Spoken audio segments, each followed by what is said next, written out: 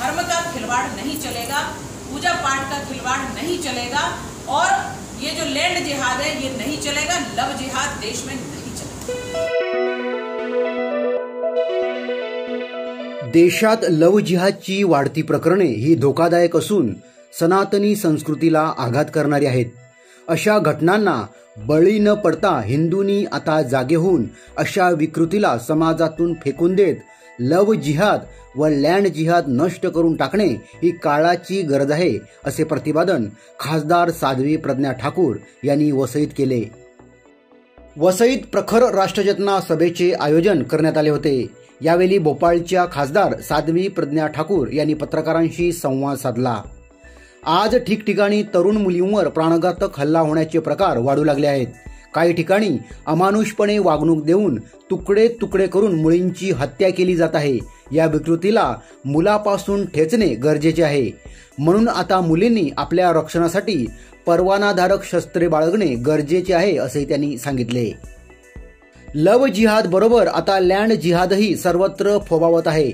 याबाबत पत्रकारांनी विचारलेल्या प्रश्नावर बोलताना सनातनी संस्कृतीला धोका असलेल्या अशा लँड जिहादलाही विरोध करीत हिंदुत्वाची ज्योत घराघरात पेटवणे गरजेचे आहे, असे त्यांनी सांगितले। आमिष दाखवून होणारे धर्मांतर याही विषयी त्यांनी प्रखर विचार मांडत असे प्रकार हिंदुत्वाला मारक असून यासाठी योग्य ती पावले उचलून कायदा करणेही गरजेचे आहे, असे सांगितले। प्रखर हिंदुत्वाचा विचार हाच सनातनी संस्कृतीला पुढे नेणार आहे। हाच विचार देण्यासाठी आपण वसई नगरीत आल्याचे साध्वी प्रज्ञा ठाकूर यांनी शेवटी बोलताना सांगितले। देखिए, हमारी ये सनातनी है जो सहिष्णु है, ये सबको स्थान देता है, पर विधर्मी अपनी कुत्सित मानसिकता से परे नहीं होते हैं। और ये विधर्मियों का काम है कि हमारे यहाँ की भोली, हमारी सनातनी भोली भाली हिंदू लड़कियों को फुसलाते हैं, षड्यंत्र में फंसाते हैं, और उसके बाद वो परिवार के हाथ से निकल जाती हैं, और अंत ये होता है कि उनके टुकड़े टुकड़े या तो जल जाते हैं, या तो फ्रिज में रख जाते हैं, या तो बोरों में भर जाते हैं, और उनका अंत इस निर्मम होता है।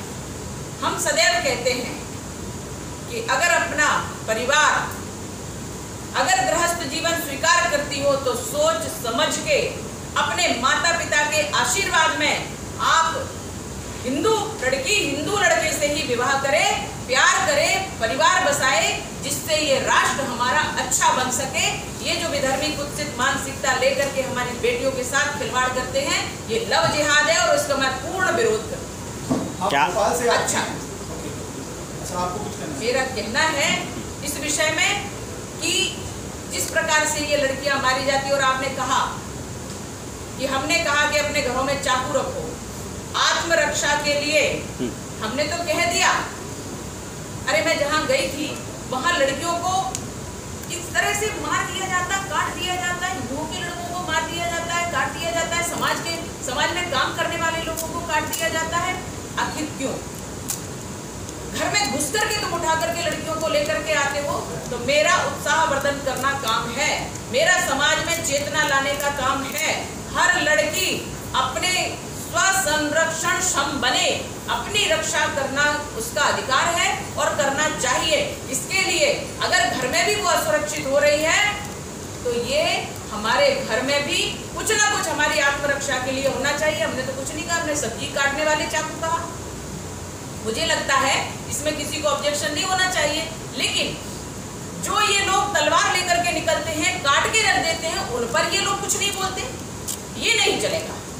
हम तो लड़कियों को कहते हैं कि आत्मरक्षा के लिए हथियार लेकर भी चलना चाहिए, लाइसेंस ले लीजिए।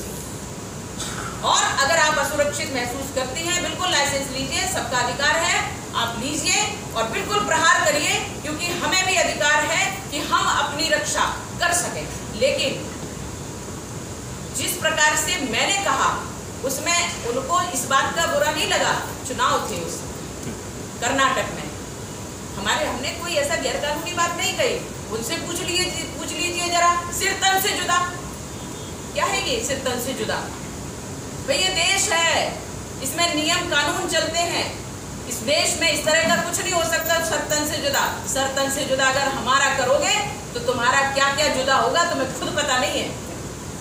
इसलिए मेरा सिर्फ इतना कहना है, लड़कियों को, आज भी मैं कह रही हूँ, लड़कियों को अपनी आत्मरक्षा का पूर्ण अधिकार है, महिलाओं को अपनी आत्मरक्षा का पूर्ण अधिकार है, हिंदुओं को अपनी आत्मरक्षा का पूर्ण अधिकार है, समाज की सुरक्षा का अधिकार है, राष्ट्र की सुरक्षा का अधिकार है और उनको करना चाहिए। साध्वी जी, यहाँ पे हर जिले में कोने कोने जो भी गरीब वर्ग के लोग रह रहे हैं वहाँ पे अवैध तरीके से प्रार्थना सभाएं चलाई जाती हैं, धर्म परिवर्तन कराया जा रहा है, जिसपे कोई भी मूलभूत कानून यहाँ पे नहीं है, जैसा कि उत्तर प्रदेश में है। तो उस दिशा में कुछ कार्य कर रही बीजेपी या फिर सनातन संस्थाएं? निश्चित रूप से होगा। कानून केंद्र से बना है और इसका पालन सब जगह हो ही रहा है, और जहाँ और कठोरता की आवश्यकता है वहाँ कठोर नियम भारतीय जनता पार्टी के शासन में तो बनेंगे। वहाँ की स्थानीय तौर पे वहाँ की सरकार को बनाने ही होंगे, और जो केंद्र के द्वारा बनाए गए हैं उन पर कठोरता से पालन होना है। बस इतनी आवश्यकता है। समाज का सहयोग चाहिए कि जो लोग षड्यंत्रकारी हैं, समाज में घुसते हैं और हमारा मत परिवर्तन करते हैं, लोगों को धर्म से हटाते हैं, ये कार्य अब नहीं होना चाहिए। इसके लिए कानून भी है, और ये हमारी भारतीय जनता पार्टी के शासनकाल में ही ये कानून बना भी है कि कोई किसी से जबरदस्ती नहीं करेगा। ये कानून बना है, इसका पालन जनता के सहयोग से अच्छे से हो सकता है। लैंड जिहाद नहीं होना चाहिए, ये तो कोई मानेगा नहीं कि भाई हम नहीं करेंगे, लेकिन सच ये है इसके लिए कठोर कानून है और होना और कठोर होना चाहिए, क्योंकि ये जमीन पे हर किसी को रहने का अधिकार है, लेकिन कब्जा करके और उसको, जैसे वक्फ बोर्ड की जमीन है, ढेर सारी जमीन उन्होंने अपने नाम कर ली और जिस पर उन्होंने हरा पोत के हरा चादर चढ़ा दिया वो उनकी हो गई, और चाहे जहां कर लेना है। मुझे लगता है कि इसके विरुद्ध भी हर जनता को, प्रत्येक व्यक्ति को, समाज के व्यक्ति को खड़े होना चाहिए। ये धर्म का खिलवाड़ नहीं चलेगा, पूजा पाठ का खिलवाड़ नहीं चलेगा, और ये जो लैंड जिहाद है ये नहीं चलेगा, लव जिहाद देश में नहीं